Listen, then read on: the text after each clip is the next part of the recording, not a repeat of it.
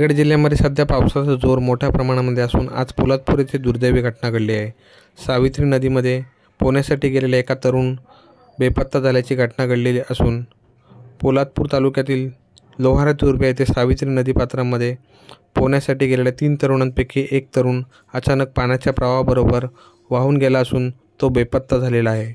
घटना घडल्यानंतर Kalbhairavnath rescue team, नरवीर रेस्क्यू टीम यांच्यासह महाड येथील इतर रेस्क्यू टीमनी घटनास्थळी धाव घेत सायंकाळपर्यंत शोध कार्य केले, परंतु सदरचा तरुण हा सापडला नसून तरुणाचा शोध घेताना पाण्याच्या प्रचंड प्रवाहामध्ये रेस्क्यू टीमची नौका देखील परतल्याची घटना घडलेली आहे।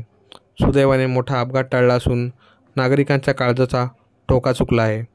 सदरचा वाहून गेलेला तरुण हा L&T कंपनीचा कंत्राटी कर्मचारी असून अजूनही तो बेपत्ता आहे।